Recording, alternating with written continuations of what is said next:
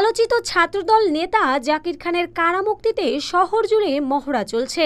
নারায়ণগঞ্জ জেলা ছাত্রদলের সাবেক সভাপতি আলোচিত জাকির খান কারামুক্তি পেয়েছেন। 13 এপ্রিল রবিবার সকালে জেলা কারাগার থেকে মুক্তি পান তিনি। মুক্তির পর শত শত মোটরসাইকেল ও গাড়ি নিয়ে শহর জুড়ে মহড়া দিয়েছেন তার অনুসারীরা। দীর্ঘদিন পর মুক্ত বাতাসে ফিরেছেন জাকির খান। তাকে পেয়ে বিভিন্ন পর্যায়ের নেতাকর্মীরা উজ্জীবিত হয়ে পড়েছেন। তারা অনেক বেশি আনন্দিত। 13 এপ্রিল জাকির খানের কারামুক্তি উপলক্ষে সকাল থেকে বিভিন্ন শ্রেণী পেশার লোকজন নারায়ণগঞ্জ কারাগারের সামনে ভিড় করতে থাকেন। সকাল 10টা নাগাদ বিপুল সংখ্যক নেতাকর্মী জড়ো হন। সাউন্ড বক্স, শত শত মোটরসাইকেল ও গাড়ি নিয়ে কারাগারের সামনে জড়ো হন তারা।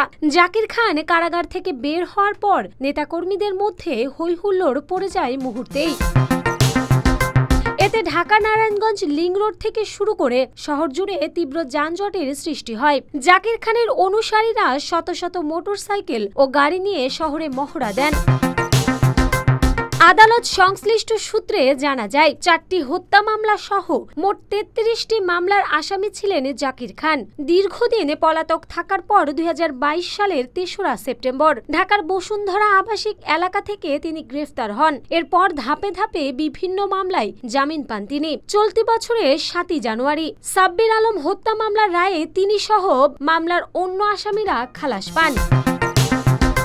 এর আগে 2003 সালে অপারেশন ক্লিন হার্ট চলার সময় 18 ফেব্রুয়ারি সাব্বির আলম খন্দকার খুন হওয়ার পর এই মামলার আসামি হওয়ায় তিনি নারায়ণগঞ্জ ছেড়ে থাইল্যান্ডে পাড়ি জমান। সেখানে সুকুম্বিকে কয়েক কোটি টাকা দিয়ে গ্রেস নামে 8 তলা বিশিষ্ট একটি 3 স্টার হোটেল কিনে ব্যবসা পরিচালনা করেন তিনি। তবে দীর্ঘ সময় তিনি নারায়ণগঞ্জের রাজনীতি থেকে দূরে থাকলেও তার অনুসারীরা জাকির খানের নামের আতঙ্ক বজায় রেখেছিলেন।